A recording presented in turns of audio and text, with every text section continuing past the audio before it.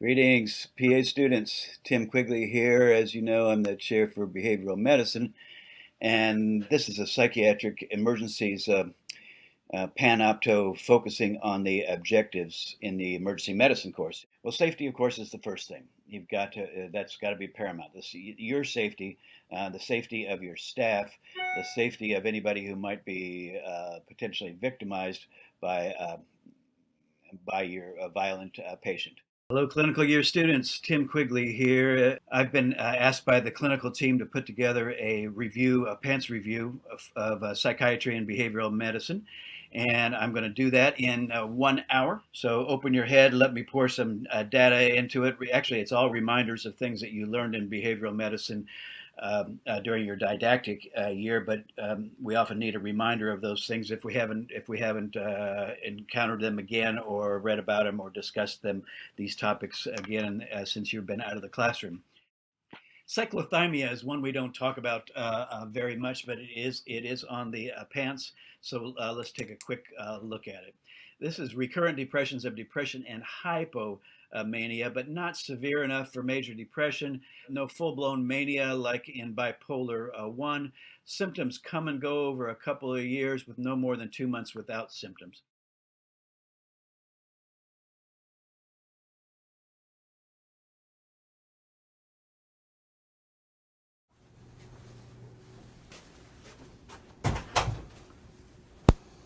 Good morning. Tim Quigley. Hi. How are you doing today? Fine. Good.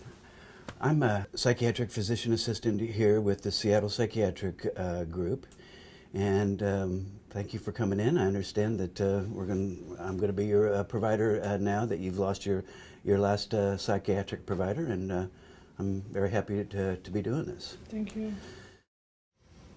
I'm miserable. I'm anxious all the time. I can't sleep. I just I don't eat much. I don't sleep, but I can't get out of bed. And I'm feeling like I'm gonna lose my job, and I'm behind on my rent, and everything's just. It's all just feeling out of control. I hear what you're saying. That is a lot going on. Yeah. Miserable, anxious, sleep, poor diet, worried about your job and your rent. I would like to dive into those. I just want to make sure there isn't anything else that we want to talk about today. Isn't that enough?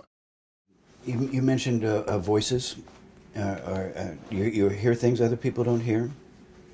Not anymore. Not anymore. You used to. Mm-hmm. And how long has it been since you've had any of those what we would call auditory hallucinations or hearing voices? Since I moved to Seattle. And how long has that been now? 13 years. Oh, that's wonderful. 2005. No, that's fantastic.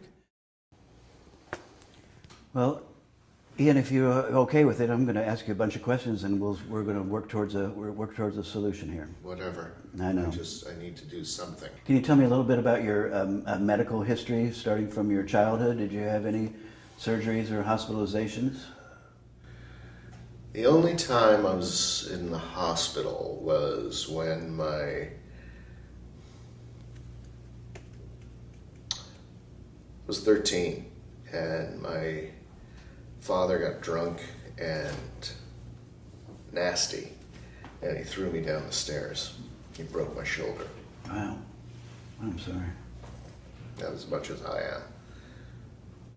First of all, again, my sympathy for your child's stillbirth of your child. Yes. No children since that time. No. That must have been a very traumatic experience for you. Yes. Did you have other trauma in your childhood or adulthood, Crystal? I had a boyfriend. And is that problematic? It was just secret. I wasn't allowed to talk about it. Is this back in Chicago or in LA? Chicago. In Chicago, yes. Could I ask you a few questions about the boyfriend? Yes.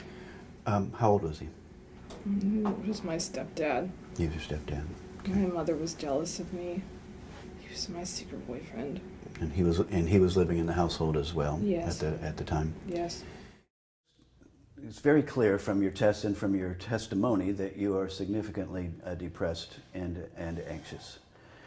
Because you have a father who committed suicide, because you had a prior suicide attempt, because you have the intent and the plan and the means, it's going to be in your best interest and that we're going to keep you over here. Oh, come on. You don't have to do that. Yeah, we do have to do that. Come on. It just... Yeah.